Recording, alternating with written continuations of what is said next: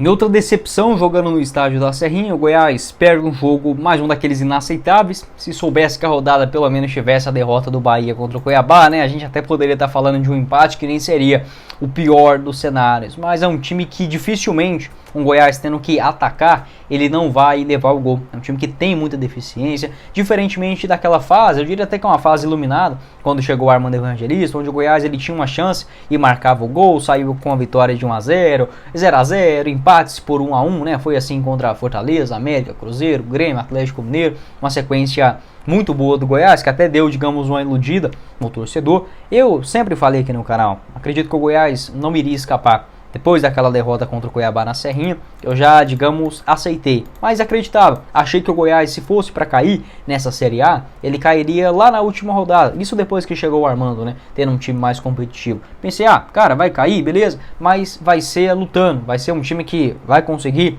chegar até, sei lá, a última rodada vivo. Mas, infelizmente, isso possivelmente, né, não vai acontecer. É óbvio que matematicamente ainda tem chance, mas acho que seria uma hipocrisia, uma falta de honestidade, até mesmo uma falta de desse estilo que a gente leva aqui o canal, de eu sendo um torcedor do Goiás, comentando com vocês também, que são torcedores esmeraldinos, eu falar que, gente, bora confiar, são 5 jogos, são 5 finais, é só a gente ganhar 3.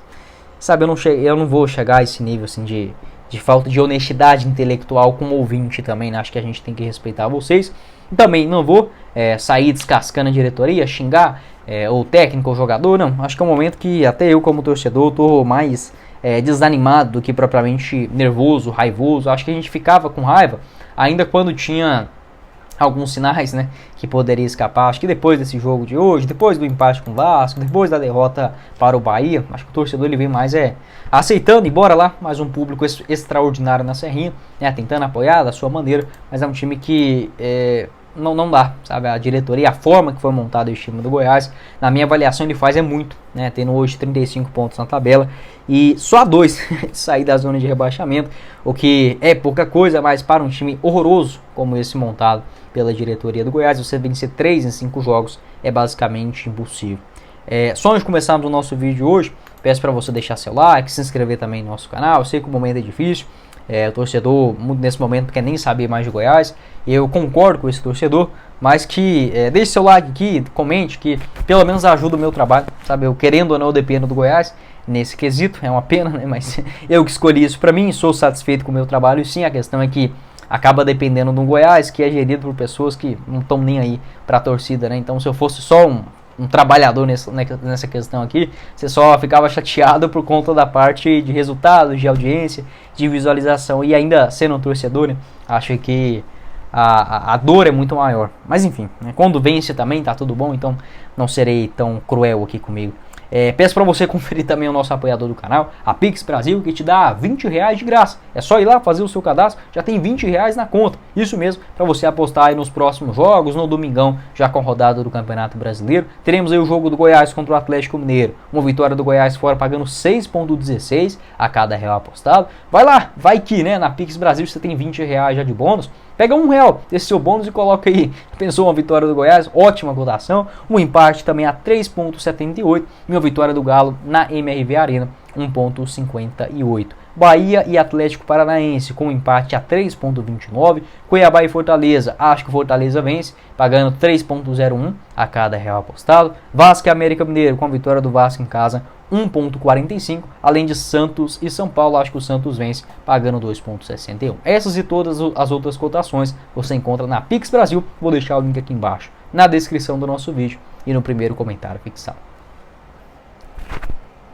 Bora começar o nosso vídeo de hoje para falar sobre mais uma derrota do Goiás dentro de casa. Acho que todo mundo, pelo menos no fundo, sabia que essa seria a hipótese mais provável, né? Um time que, se eu não estiver enganado agora, foi para a sua 6ª derrota como mandante nessa Série A, só venceu 4. Por isso que eu comentava, essa dificuldade da gente mesmo como torcedor, querendo ou não, acaba tendo uma ilusão que algo diferente pode acontecer. Acho totalmente compreensível isso, mas, pô, você precisava vencer 3 jogos em 7, sendo que o time não engatou uma sequência positiva no estádio da Serrinha nessa temporada, seria muito difícil, né? E até pelo desdobramento aí da rodada, a derrota do Bahia para o Cuiabá dentro de casa, ou se o Goiás tivesse empatado, nem seria digamos, um desastre. Seria assim, um resultado ruim, mas o pior, né, igual não poderia ter acontecido contra o Vasco, o Goiás empatou, não poderia ter acontecido agora, o pior ainda, acabou perdendo, basicamente livrando um adversário direto, né, a tendência é que o Santos vença já o de férias São Paulo na Vila Belmiro, chega a 44 pontos e escape da degola, né, e você só tem na briga ainda, basicamente, o Bahia, Vasco, Cruzeiro e o Goiás. Eu já falei aqui na live também, acho que a gente não tem nem mais força de ficar chateado. É óbvio que a dor agora é mais como um luto, né? Você começa a aceitar e tudo mais, mas que aquela raiva, aquela ira, aquela coisa errada toda, acho que o torcedor ele já passou desse aspecto. O sofrimento agora eu diria que é até pior, né? Esse pós-rebaixamento aí eminente. Sobre o jogo, né? Eu vou tentar conversar mais sobre o jogo nesse vídeo de hoje. Já fiz a live falando de alguns aspectos gerais, diretoria, etc. Falando sobre o jogo. Não achei um jogo ruim do Goiás, não. Só penso que, de novo, assim como foi diante o Vasco na Serrinha, o Goiás ele não abre o placar logo. Esse é um tipo daquele jogo que se o Goiás ele faz um gol, é óbvio que o futebol fica muito naquele se, não quero só comentar isso, mas por exemplo, o Goiás conseguindo marcar um gol, sei lá, naquela finalização do Babi de longe, naquele chute do Maguinho também, aos 16 minutos, e um desvio de cabeça, uma bola ali do Morelli, do Lucas Alto, aquela finalização do Vinícius no segundo tempo. É um jogo onde o Santos veio para empatar, né? Vinha conseguindo isso até os minutos finais. O Goiás mais uma vez no vacilo, em cobrança de escanteio, acabou levando o gol. Já é um time desmotivado ali na reta final, né? Porém, é um jogo que possivelmente o Goiás marcando o gol, ele conseguiria sair com os 3 pontos, e algo que vinha acontecendo nesse começo da era Armando Evangelista. Por isso que eu até achei que o Goiás iria sim ser rebaixado na Série A, porque com esse time é muito difícil, mas seria um time que ia lutar até a última rodada. Não acho que os jogadores estão fazendo corpo mole, não é isso, mas pensei que a pontuação seria um pouco mais baixa e que se fosse para o Goiás cair, ele cairia na última rodada ali contra o América, enfim.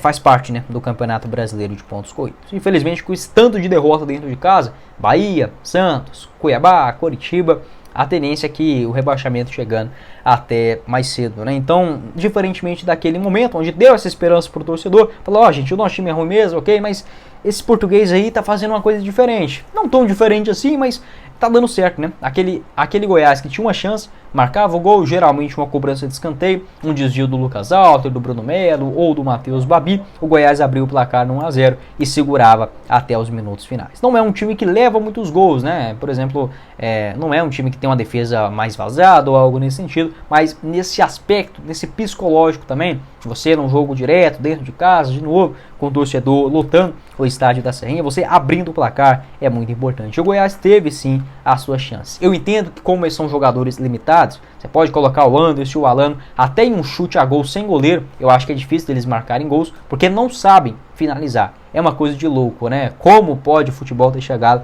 em um nível tão fraco, tecnicamente assim, né? Os caras só sabem correr, mas pro futebol de hoje já é suficiente, estão ganhando ali os seus 70, 80 mil reais, totalmente merecidos, né? Totalmente merecidos. Não estou questionando isso, mas que não sabem chutar uma bola no gol, né? É complicado. Então, assim, não fariam. Não são esses jogadores que vão marcar. Mas o Goiás teve chance. E eu acho que eu não começaria com o Palácios no banco de reservas. Porém, nos 25 minutos iniciais, acho que funcionou essa ideia do Armando Evangelista de deixar os 2 pontas, o Alano e o Anderson, lá na frente, espetando bem aquela marcação na saída de bola e ajudando nas jogadas em velocidade. O Maguinho também teve muita liberdade pelo lado direito do campo na primeira etapa. Então foi um Goiás que conseguiu criar algumas possibilidades. Teve aquele lance em cima do Alano, não achei que foi pênalti, ali já com 2 minutos. Aos 14 minutos, uma jogada do Anderson pro Babi, né, que ele acaba chutando de fora da área. Uma boa finalização, acabou passando perto. Aos 16 minutos, um chute do Maguinho, talvez na melhor jogada, né, mais bem trabalhada do Goiás nessa partida. Começa com o Hugo, passa no Anderson Oliveira, a bola chega no Guilherme Marques, ele não finaliza, acaba abrindo a jogada para o Maguinho, que bate bem na bola, né, uma boa defesa também do goleiro João Paulo. O Santos ficava sem pontas, então não tinha muita velocidade para explorar o contra-ataque. No máximo tinha o uruguaio, o Max, acabei fugindo o nome dele agora, bom jogador. Aos 20 minutos, uma cobrança de escanteio, o Morelli acaba desviando, a bola vai para fora. Antes disso, uma boa inversão do Bruno Melo para o Maguinho, né? Acho importante a gente ressaltar também esta versatilidade dos jogadores, hoje com o Maguinho chegando mais. até a linha de fundo. O Morelli livre, de novo, uma finalização aos 22, acaba sendo travado, e o Guilherme meio receoso em finalizar no gol, até o Palácios entrando na segunda etapa, tentou uma outra finalização. Acho que o Guilherme sendo um jogador mais calibrado, mais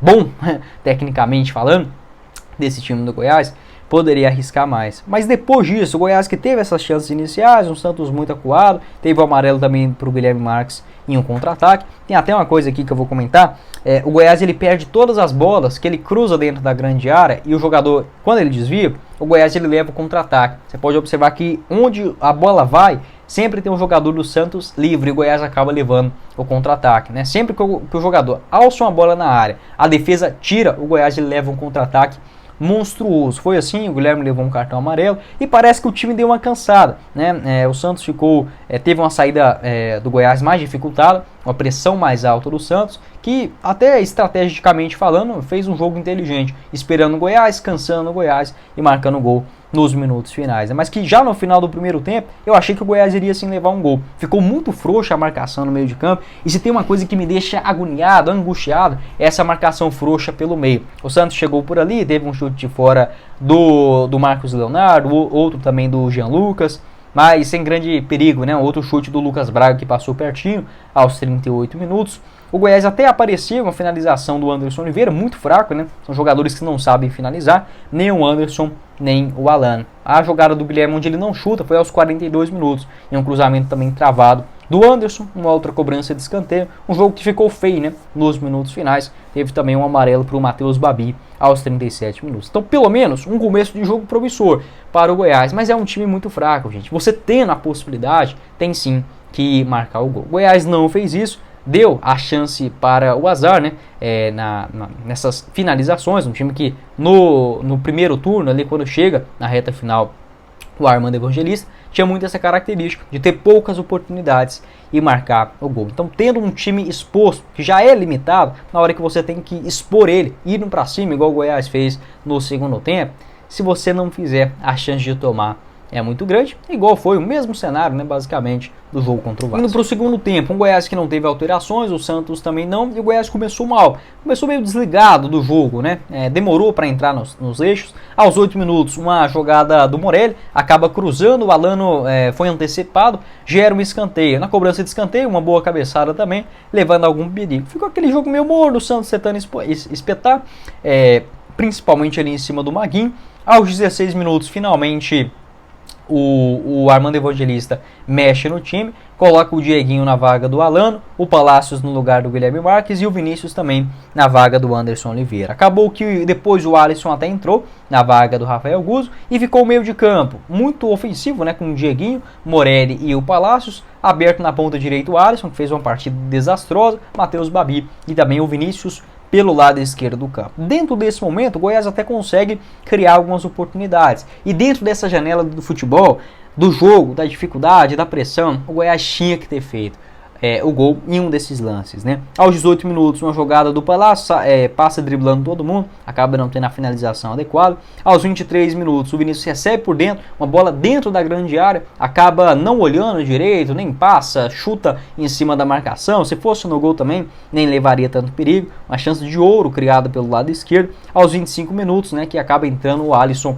na vaga do Rafael Guzzo. Teve um chute de fora do Santos também, do Max Silveira, outra finalização do Jean Lucas, uma jogada aos 28 do Palácio, um cruzamento, o Matheus Babi inclusive acaba cabeceando errado, sobra para o Vinícius, ele faz o cruzamento, o Alisson não chega e ficou ali aquela sensação que, pô, de novo, mais um momento do jogo onde o Goiás está martelando e não faz o gol. O Santos reparando isso, até demorou, mas o técnico fez na hora certa. Entra o Lucas Lima, entra o Mendonça, tava na cara e com o contra-ataque o Santos mataria o jogo. O Goiás até tentou um outro cruzamento, o Alisson errando tudo ali pelo lado direito, o Maguinho também não foi bem na segunda etapa. A última chance do Goiás, aos 38 minutos, um Vinícius cruzando, Matheus Babi cabeceia e o Alisson acaba não completando, né? E depois disso, levando o gol na cobrança de escanteio, igualzinho o gol contra o Vasco, né? Acho que o Tadeu não foi aquele Tadeu que a gente está acostumado, mas não irei culpar só o goleiro, sendo que a bola chegou até ele,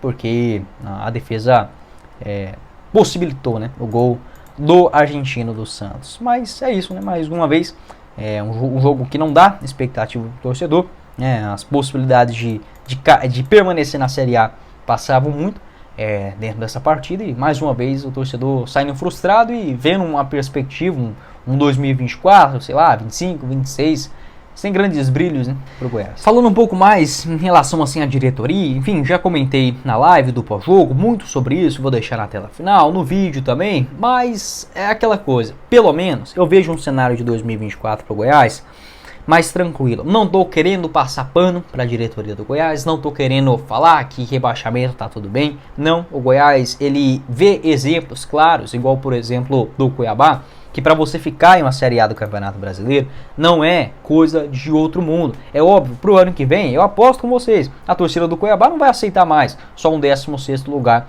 na tabela de classificação. Mas o Cuiabá, ele mostra pro Goiás o seguinte: se você for organizado, pensar em longo prazo, tomar as decisões corretas, inclusive desde o começo da temporada, você tem totais condições de passar 4 anos na Série A do Campeonato Brasileiro, como vai fazer o Cuiabá, com todos os méritos, tendo o segundo pior time dessa Série A do Campeonato Brasileiro. Na minha avaliação, o pior é o Goiás, o segundo é o Cuiabá, e indo para o seu 4º ano na Série A. Ah, mas o Cuiabá é SAF. E por que o Goiás não é? Por que Goiânia tá coladinho em Brasília, é uma cidade mais rica do que Cuiabá, apesar que Cuiabá, o Mato Grosso, ele tem o agro mais forte, mas assim, Goiânia é uma cidade mais com maior desenvolvimento, com uma proximidade com a capital, com mais tradição no futebol. Por que o Cuiabá tem SAF e o Goiás não tem? Entendeu? Então, esse argumento, o Cuiabá é SAF. Tá bom, mas ele tá no Centro-Oeste e o maior time do Centro-Oeste é o Goiás. Por que essa SAF ou qualquer outra não veio aqui pra Goiânia? Entendeu?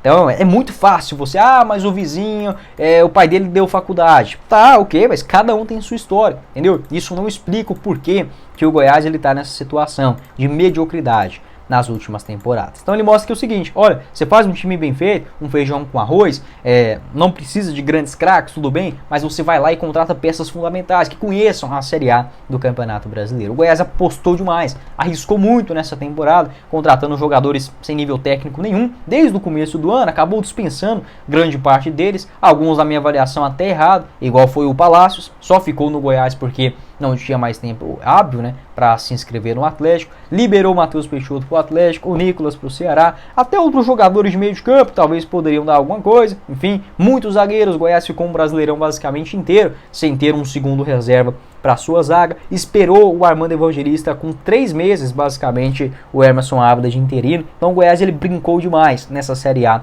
do Campeonato Brasileiro. Pro ano que vem, com a diretoria totalmente reformulada.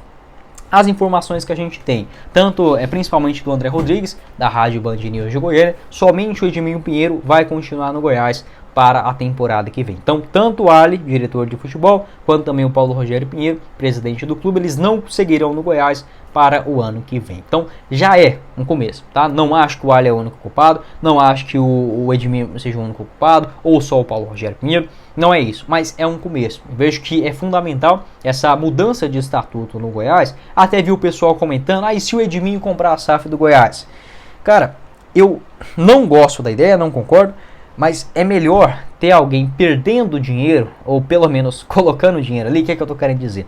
Se é o Edminho dono do Goiás, ele não vai querer perder dinheiro. Se ele não quer perder dinheiro, ele não vai roubar ou deixar alguém roubar o Goiás, teoricamente. Se ele quer um time que dê retorno, um clube que dê retorno financeiro, ele vai precisar montar times interessantes, competitivos e ter uma receita maior, jogando Série A, o que seja, para obter maiores lucros. Então, eu não gosto dessa ideia, é só um comentário que eu vi aqui durante a live, se o Edminho poderia ou não comprar o Goiás, não tenho mais informações concretas a respeito disso, mas eu vejo como um passo fundamental a profissionalização do Goiás, mudança de estatuto, parar essa palhaçada de vem o presidente, fica 3 anos, o cara sai, vem um outro maluco que pode ser bom ou ruim, faz algo bom ou ruim para o time, sai, tem que chegar um outro, ou para cagar tudo de novo, ou para ter que limpar a lambança. Então eu não gosto desse jeito que o Goiás vem gerido, ele vai penar inclusive uma Série B de Campeonato Brasileiro.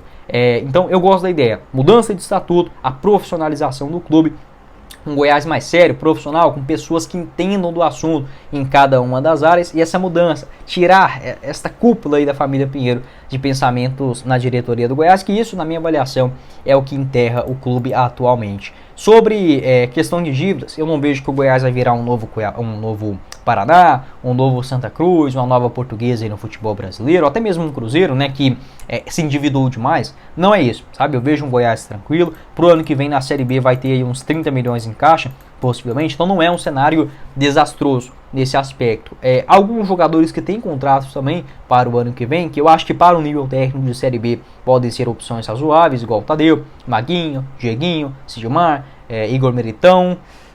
Tem mais um outro, tá fugindo aqui do meio de campo. O Morelli já foi comprado. Anderson Oliveira, Alano, João Magno, Breno Herculano, enfim, uma espinha dorsal que eu acho que para o nível de Série B pode sim dar conta do recado, tendo contratações mais pontuais. A questão é que você cai na Série A tendo dinheiro em caixa, entendeu? Com a premiação alta para os jogadores, então isso mostra que o time tinha sim potencial financeiro para investir pelo menos um pouquinho mais. Não estou falando de trazer o Michael de volta, Bruno Henrique, Pedro Raul, do nada, não é isso que eu estou querendo dizer, mas poderia sim ter investido melhor. É um rebaixamento que é sim dolorido, preocupante, mas menos trágico para o futuro do Goiás do que foi aquele de 2020. Penso que é fundamental, sabe? Essa mudança gradual não vai acontecer do dia para a noite, mas esse aspecto de diretoria, saindo já o Ali, o Paulo Rogério Pinheiro, a tendência é que em 2024 também seja o último ano do Edminho, e se acontecer, pode até ser eles que sejam donos da SAF do Goiás, mas acho que você sendo um dono, de fato, colocando o seu dinheiro, você corre mais riscos, você quer fazer algo mais bem feito do que só o Goiás hoje, que, sendo bem sincero, essa forma de associação, isso não funciona em lugar nenhum. Pode deixar a sua opinião aqui embaixo nos comentários, o que você pensa a respeito desse assunto, se você acha que é uma ideia plausível para o Goiás, né? Sobre o jogo também, né? O que você enxergou, o que não deu certo, e esse rebaixamento que já vinha sendo cantado há muito tempo. Quem falou com vocês foi o Guilherme, e nos vemos numa próxima oportunidade, meus caros esmeraldinos. Valeu, galera!